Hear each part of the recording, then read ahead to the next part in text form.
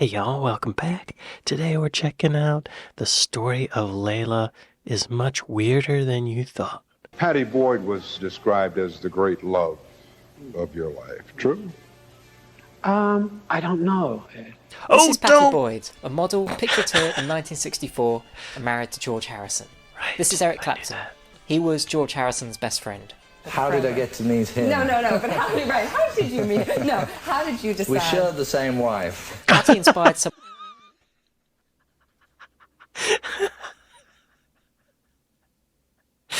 Wow.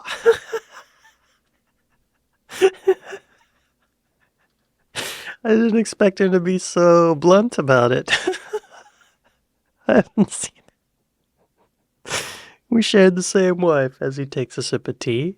I'm a huge Beatles fan. I've probably mentioned that before. So I know the basic story about Patty Boyd and George Harrison.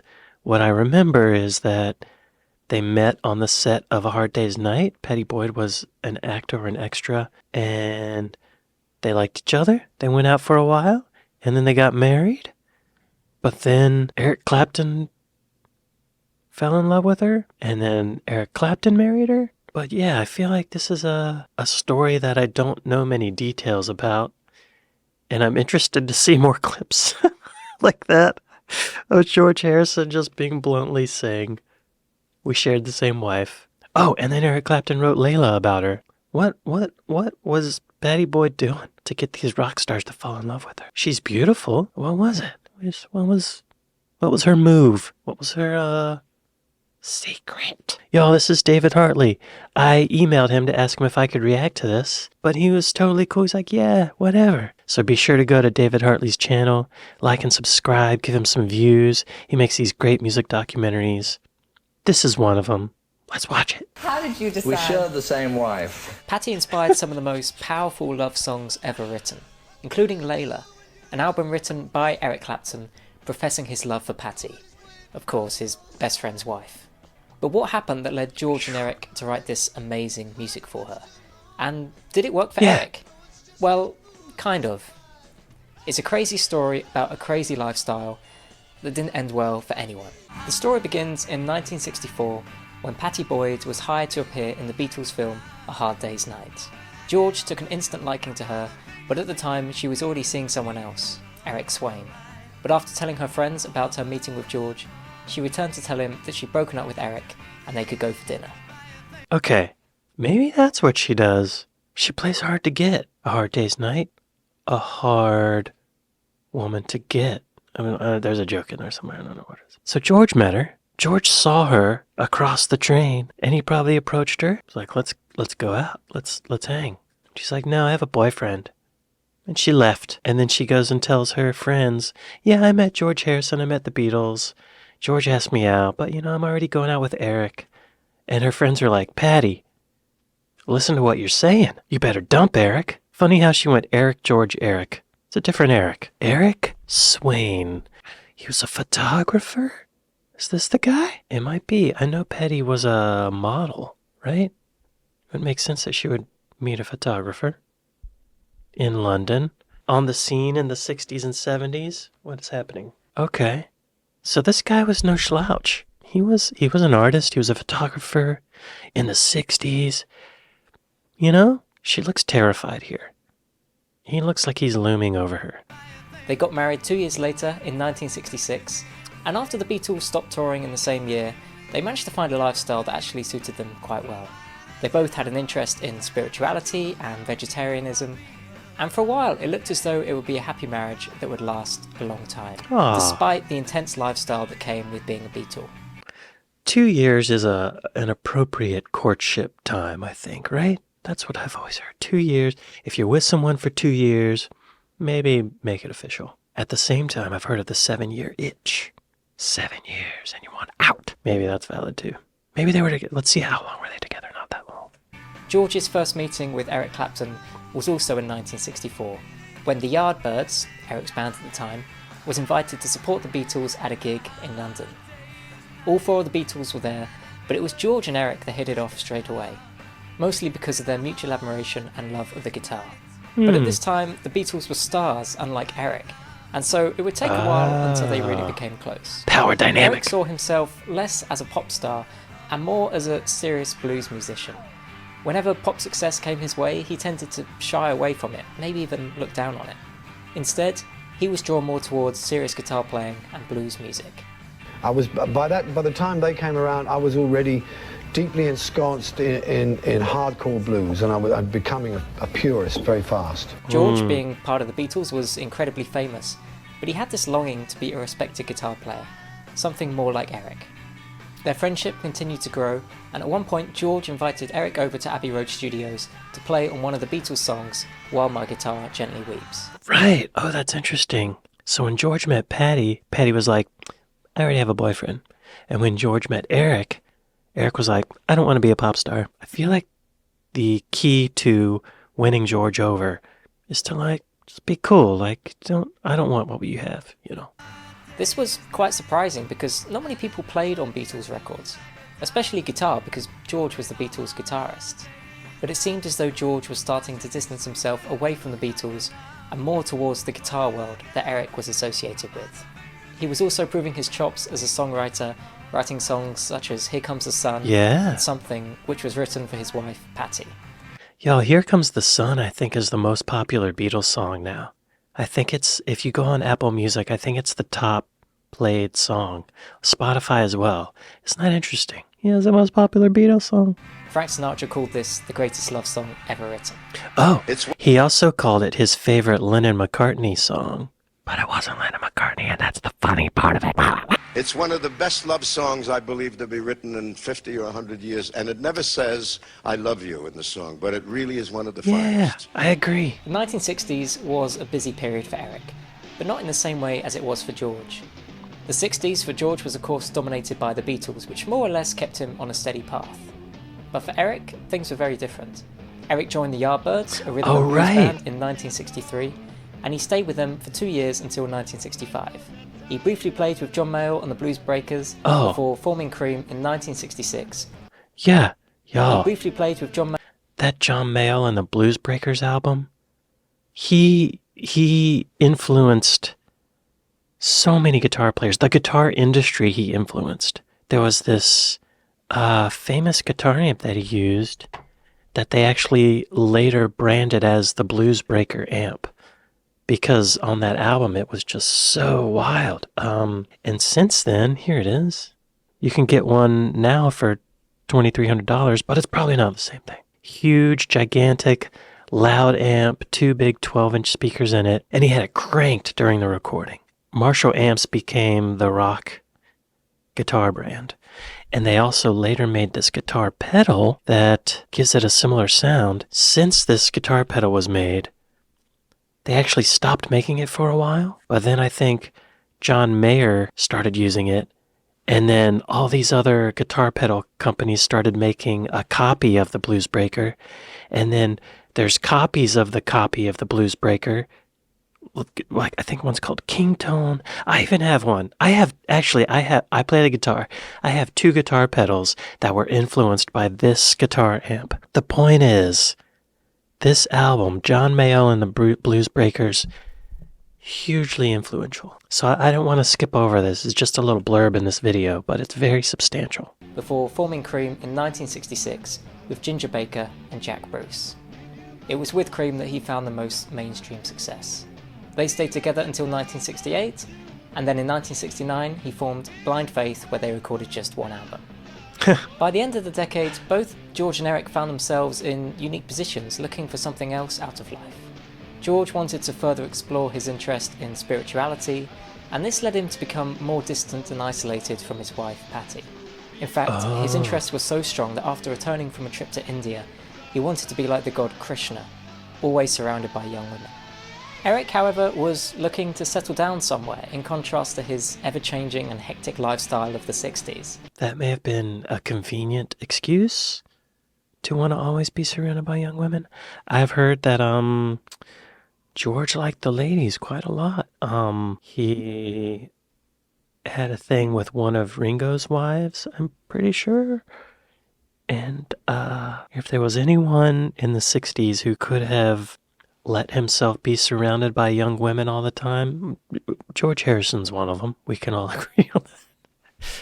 But what did he say about Krishna? Krishna is described to have married several thousand women he rescued from the demon Narakasura. The Bhagavad Purana, I'm not even going to try it, y'all. I don't want to butcher it. State that 16,000 women were rescued. Each of the junior wives was given a home with hundreds of maidservants. Krishna divides himself into several forms, one for each wife. Oh, okay, that's how he does it. Yeah, he's a god. George, I don't think you could have done that. I know you're watching from beyond. George had aspirations, y'all. Aspirations. And so he found this place in Surrey, Hurtwood Edge. It was a peaceful and solitary place where he'd live for many years to come. Musically, this was a very important time for Eric. He discovered the music of J.J. Cale, who'd become a major influence throughout his career, and he formed the band Derek and the Dominoes, which he'd later called the greatest rhythm section he'd ever play with. I'm sorry, who was that guy? J.J. Cale. I've never heard of J.J. Cale.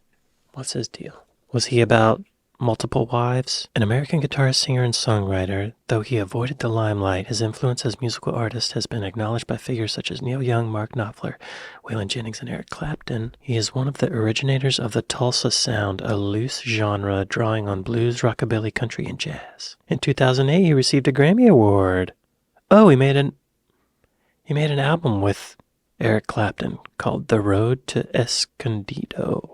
He also began seeing a lot more of George and his wife Patty, as they lived only a 30-minute drive away. So they'd come over, they'd write songs, and they'd have dinner. Only 30 minutes. That's kind of a long drive. It was clear that Eric had taken a liking to Patty, and with George becoming more distant in their marriage, it was difficult for Patty to resist this attention. That hair. Throughout 1970, they occasionally began seeing each other. I gotta see this haircut. Oh my god. Wow. Throughout 1970, they occasionally began seeing each other more often.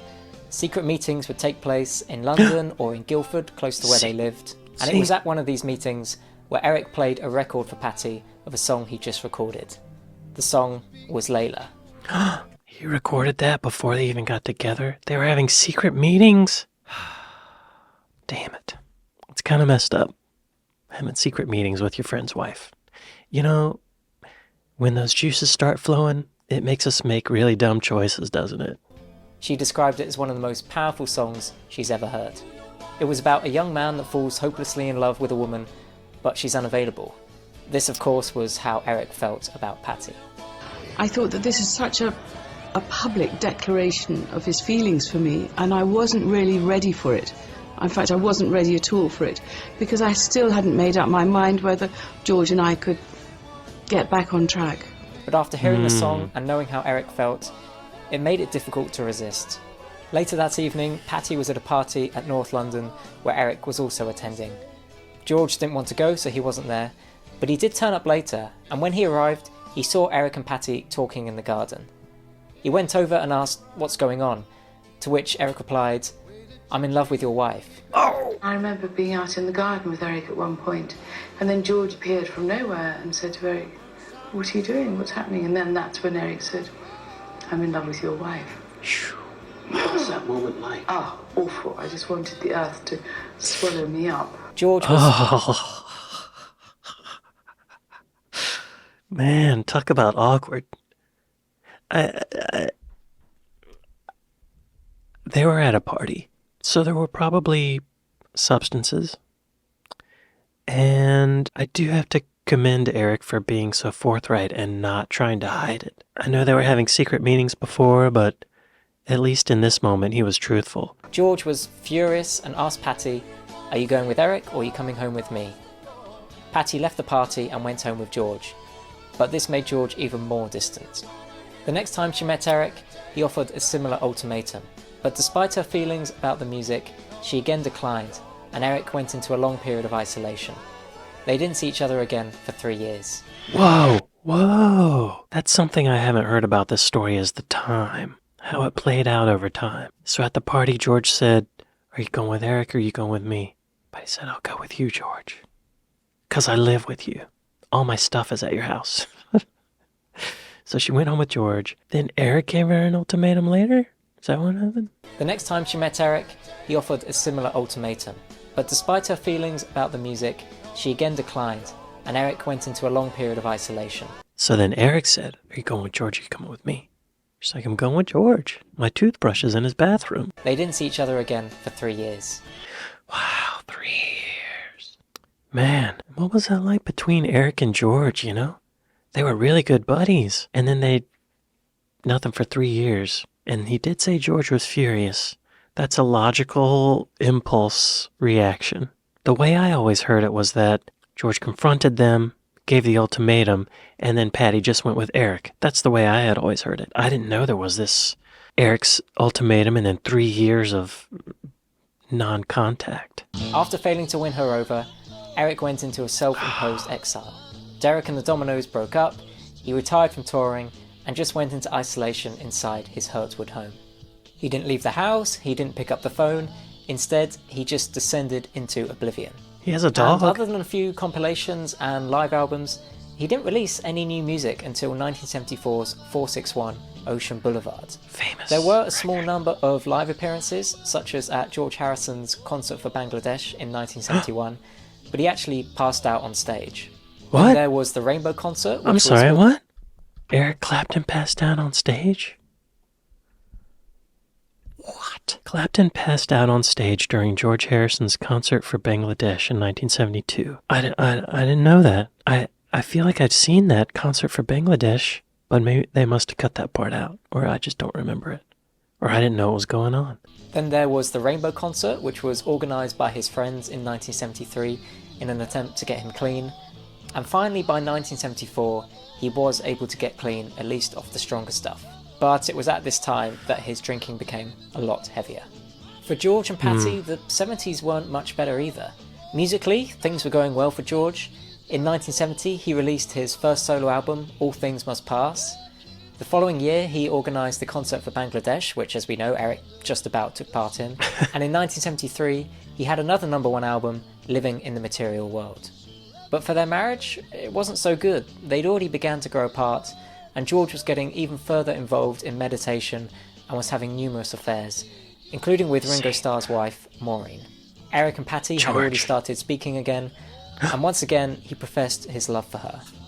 But this time, things were different. The marriage was going from bad to worse, and she clearly wasn't happy married to George. Dang. Eric went out on tour in the US, and this time she decided to go with him. She went on tour with him. But this wasn't an easy time, not by any means. She felt lost and confused, and instead of feeling free and independent, she just became more attached to Eric and his touring lifestyle. This, of course, meant lots of drinking. The Beatles hadn't toured since 1966, and Patty hadn't joined them before that anyway, so this was her first experience on tour, and she didn't know what to expect. This being Eric Clapton in the mid-70s, it was certainly intense. Eric would be partying all day and all through the night, and sometimes he'd play a show just lying on his back. And for Patty, well, she assumed this was the touring lifestyle and she wanted to be part of it. But Eric was at one of his lowest points, and sadly, Patty had gone down with him. Damn. When they returned home, things didn't get much easier either. It seems bizarre that Eric had wanted Patty for so long. At this point, they'd known each other for 8 or 9 years. And instead of cherishing this time when they were finally together, things were going from bad to worse. Damn it. Eric was drinking more than ever, and he'd go off on tour and he wouldn't let Patty come with him. And so, yet again feeling lost and confused, she went to spend some time in America with her friends and family. At this point, she didn't expect to see Eric ever again. Until one night, there was a phone call, and it was from Eric, and he asked her to marry him. Whoa. Reluctantly, she said yes, and they got married the following Friday. What? But what's even... What? Okay, so Patty and George's marriage was fizzling out. George was more into meditation and doing the Krishna thing with young women. Patty was over it. Eric called. She went on tour. They were partying all day. She didn't even have a show to perform. She was just hanging out. Well, she had to perform, I bet. You know what I mean. They were into that cocoa, but they didn't even enjoy it. They were so out of their minds, they didn't even recognize what they had. That's wild. So Patty left, went to America to hang out with her family, and then Eric randomly calls and proposes to her over the phone, and she says yes, and they get married the next Friday. What am I missing? There's something missing to this story. There has to be. Reluctantly, she said yes, and they got married the following Friday. But what's even more incredible is the story of how this came about. Okay, here we Later go. turns out that Eric had placed a bet with a friend, Roger Forrester, that he couldn't get his name in the following day's newspaper. And so Roger called up the Daily Mail and told them that Eric Clapton would be marrying Pattie Boyd. The following day, it was printed in the paper, and everyone knew about the marriage, apart from Pattie. They got married almost immediately, and instead of going on a honeymoon, she joined Eric on tour for a few nights. That's messed up. Who was this Roger guy? Roger Forrester. He's like, hey, Eric, I bet you can't get in tomorrow's news. Eric's like, oh, bloody can! Singer Eric Clapton's longtime manager, Roger Forrester, is profiled. Forrester was responsible for the decision to release the massively successful Grammy-winning Unplugged album in spite of Clapton's reservations. What were they feeding to the press? British blues guitarist Eric Clapton and his longtime companion Patty Harrison were married at 4 p.m. yesterday at Bethel Temple, 302 West Elvira Road. The private ceremony, attended by about 40 people, was performed by the Rev. Daniels. Na-na-na-na-na. It was a short, sweet ceremony. Immediately after the ceremony, the couple was driven off in a 7 limousine parade, and instructions were left behind not to tell anyone from the press about the ceremony. Clapton begins a concert tour with an appearance at the Community Center Arena tonight at 7. Wow, this is not good. That was until Eric told her that he wanted her to go home. Less than a week into their spontaneous marriage, and things were going back to how they were. And what's more, Eric's drinking was again getting worse. Despite all this, there was a strong connection between the two of them. And despite the infidelity, the emotional connection between the two of them was strong. Until one night at dinner, Eric told Pattie that whilst he'd been in Italy, he'd met someone else. And this time, it was more intimate. Eric and Pattie had unsuccessfully been trying for children for a long time, and now Eric was going to have a child with someone else. Well, that came about quite out of the blue. I met this young lady, and bang, it happened. It was like the baby was looking for parents to give it life. This truly broke Pattie's heart, and so she finally left. The story of George, Pattie, and Eric is fascinating, but it's even more incredible to look at the music from this time. It really allows us to understand how they were feeling, and to feel the intense emotion poured into this music. It's no wonder that Something, George's most successful song, was written about Pattie, who at the time he was truly in love with. I'm deeply, deeply honoured that George wrote that seriously beautiful song. And I think what's happened, with time, it has become more iconic. Because when I first heard it, it's a beautiful song. Yeah. But then the more you hear it, the more it just gets to you because it's so beautiful. Mm-hmm. And Layla was also Eric's most successful song, and I think some of the best music to come out of his entire career. And then there are other songs too, such as Bell Bottom Blues and Wonderful Tonight, and it's amazing how this music is so personal and yet so universal to all of us. People find it very difficult to understand, therefore, why you and he are still mates, why didn't it damage your relationship? Well, it did. It dented our relationship, and it has, there's been a lot of times when it's gone up and down. Music has this unique power to communicate our feelings and connect us with others. And although the story of the three of them is heartbreaking, it has left us with some amazing music. Was it worth it? We all see one another still, and we're like a tight little family, really. Do you still love Pattie? Very much. Not enough to keep her on tour. Be sure to go to David Hartley's page and like and subscribe. A lot of details in this that I had not heard before. I think I'm in love with Pattie Boyd. I empathize with her. What's she up to now? She seems delightful. She seems fun and caring and funny. Boyd left Clapton in April of 1987 and divorced him in 1989. In 1989, her divorce was granted on the grounds of infidelity and unreasonable behavior. She subsequently suspected that Clapton's pursuit of her when she was married to Harrison had more to do with the competitive aspect of the two musicians' friendship, and that Eric just wanted what George had.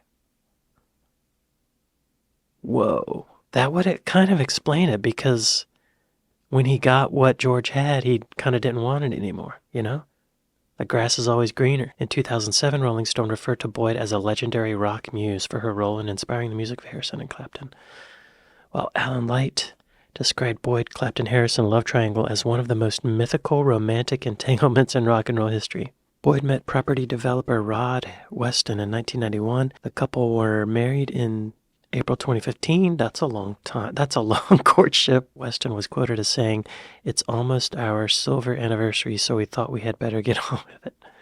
She's doing all right, though, I guess. I think she's doing all right. Patty, I know you're watching.